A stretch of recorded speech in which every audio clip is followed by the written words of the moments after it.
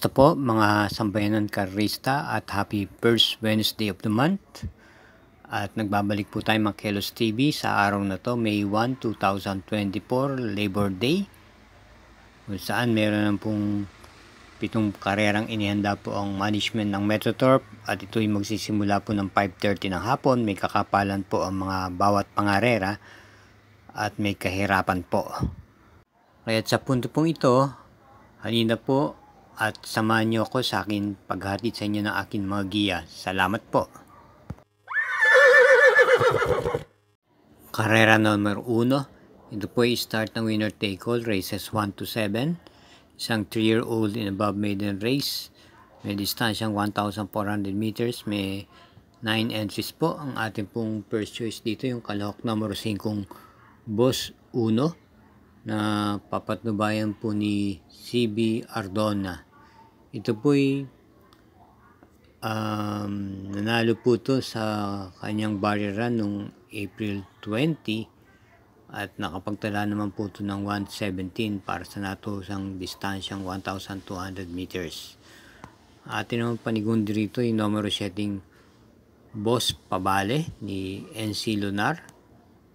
Ito po'y nasigunda lamang nung October 14, 2023, last year po, kung saan sa kanyang novato race nakapagtala naman po siya ng 1:16.8. At ang ating pong panersero rito yung kalahok numero 8, Sunny Nature, na papatubayan ni Joel Ciego. Tumakbo po ito noong April 17, kung saan dumating lamang po siya ng tersera pwesto kay Wolf 359. Kaya muli ang pili po natin sa karera numero 1, pampremera numero 5, Boss Uno, panigunda numero 7, Boss Pabale, at panersera yung numero 8, Sunny Nature. Karera numero 2, with a distance of 1,200 meters, start ng Peak 6, races 2 to 7, isang class 5 split group 11 to 15 with 8 entries, at isang couple yung numero 4. Ating pong first choice yung galing sa panalong numero 5, Freedom, na nanalo po ito noong April 10, kung saan tinalo niya po si Mucho Caliente. May angkin tuling, same rider pa rin po, J.A. Goose po ang rerenda. Atin ang pong panigunda rito ay yung kalahok numero 2, Bang, na papanbay ni RC Son. Ito yung nagbabalik pista. Maganda po ang kanyang ipinakita sa kanyang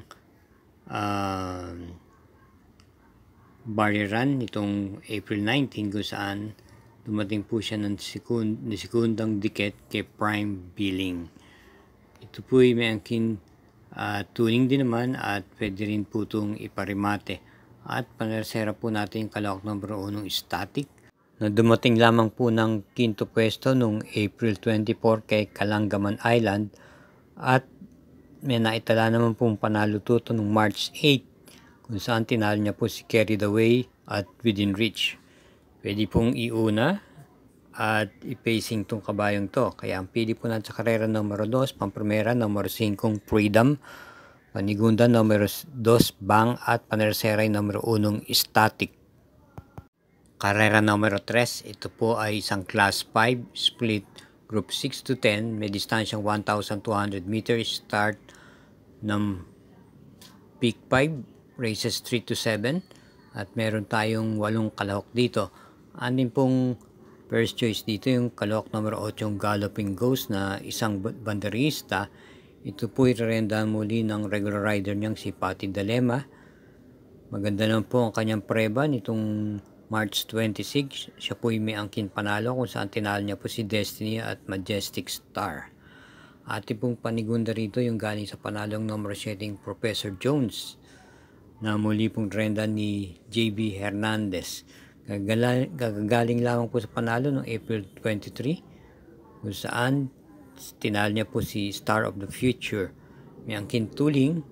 At ang ating panersera naman dito yung derimating numero 5, Go On Eugene, na may panalo rin naman pong naitala noong April 17, kung saan tinalo niya po si Greater Good. Ito po ay manggagaling po sa likuran. Kaya ang pili po natin sa karera numero 3, pampromera numero 8 Galloping Ghost, panigunda numero 7 Professor Jones at panersera numero 5 Go On Eugene. Karera numero 4, meron po tayong 8 kalahok dito at tatakbuhin sa distansyang 1,200 meters. Ito po isang class 5 split group 6 to 10, start po ng peak 4, races 4 to 7. Ating pampremera ay yung kalahok numero 6 Advance Party na kinabi na po kay JT Pabilican Renda. Ito ay may angkin tuling at pwede rin naman po itong i-pacing lamang. At panigunda po natin dito yung may angkan remating numero 2 na instant message ni NC Lunar na segunda pwesto noong April 19 kay Advocacy. Panersera po natin yung numero 5 Limon Sudan Pulse na may angkin din naman bilis. Ito po yung nakwarto pwesto lamang po noong April 19 kay Zounderman. At siya po ay muling rendahan ngayon ni RC Suson. Kaya ang ating pong pili sa karera number 4, pampromera yung numero 6 Advance Party, panigunda numero 2 Instant Message at panersera yung numero 5 Limon Sudan Falls. Para po sa ating mga giya, huwag po natin kalilimutan na lagi po tayong mag-subscribe, pakishare na rin po at i-hit po ang like button. Salamat po. Karera numero 5, ito po ay tatakbuhin sa distansyang 1,400 meters at isang class 4 group 20 to 27. Meron po tayong 10 kalahok dito at 20 coupled entries, yung kalahok numero 1 at numero 5. Ating pong pampremera rito ay yung numero 8 Sandigan, kung saan ito po ay kagagaling lamang po sa segunda pwesto na dating noong April 17 sa kabayang nanalong Senyorita. Ito po ay may angkin tuling at na-i-pacing din po itong kabayang to at muli siyang rendahan po ni J.A. Guse. At ang atin naman pong panigunda rito ay yung kalahok numero 1 coupled entries Kabig ng Dibdib at Lucky Strike. Mas pinapaboran po natin yung 1A Lucky Strike na papatubayan ni JT Pabilic. Ito po yung may angkin remate. Bagamat siya ay dumating lamang ng pampito noong April 19 kay Riggers, siya po ay dumating naman ng segundo noong March 26 kay Louisville. Ito po ay may remate po to at pwede rin naman tutong isunod-sunod lamang. At ang atin namang panersera rito yung kalahok numero 3 Queen of the Nile. Ito po ay tumakbo nung April 6 kung saan dumating lamang po siya ng pampito at isa po siya sa pinakalyamado sa naturang karerang yon. At ang nanalo po doon ay si Fortissimo. Ito po ay may angkin tuling at re-rendahan po muli siya sa pagkakataon ito ni O.P. Cortez. Kaya ang pili po natin dito sa karera numero 5, pampremera numero 8 Sandigan, panigundo yung numero 1, 1A Lucky Strike, at panersera yung numero 3 Queen of the Nile. Karera numero 6, penultimate race, may distansyang 1,400 meters, ang class 5 split group 5, 4 placers at meron 10 entries. Pampremera po natin dito yung kalahok numero 2 Greater Good na isang derimate. Ito po ay galing sa bakasyon pero maganda lang po ang kanyang ikinilos nung April 17 kung saan dumating po siya ng segunda pwesto kay Go On Eugene, isang derimate. At panigunda natin yung kagagaling lang sa panalong numero 3 Jersey Saving na naipa-facing at naiparirimate. Ito ay galing sa panalo nga noong April 23 kung saan tinalo niya po si Super Spunky at rendahan po siya ngayon ni JG Serrano.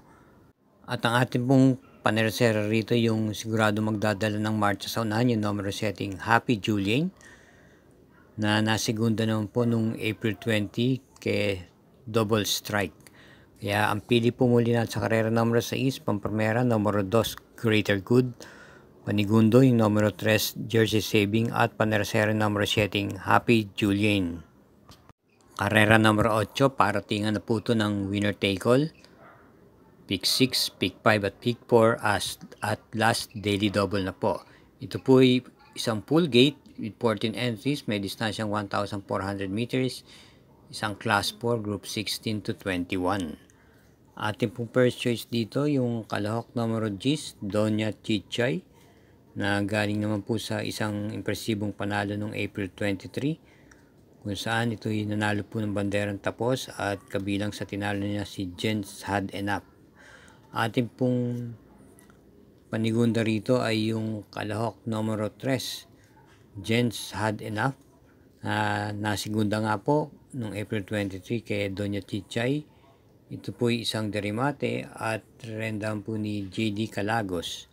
At panersera po natin dito yung numero 6 na Moment of Truth na rendan po ni J. Guse. Ito po ay maganda ang kinilos na nakaraang takbo niya at may angkin din naman po itong tuling. Kaya ang pili po natin sa karera numero 7, pampromera yung kalahok numero 10, Doña Chichay, panigundo yung numero 3, Jens Had Enough, at panersera yung numero 6, Moment of Truth.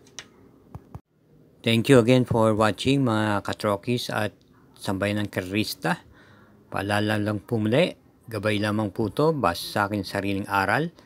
Inyo pa rin mga kursunadaan siyang dapat masunod pagdating sa takilya. Hinay-hinay lang po sa ating paglilibang at lagi po tayong mag-ingat sa ating pag-uwi. Good luck po.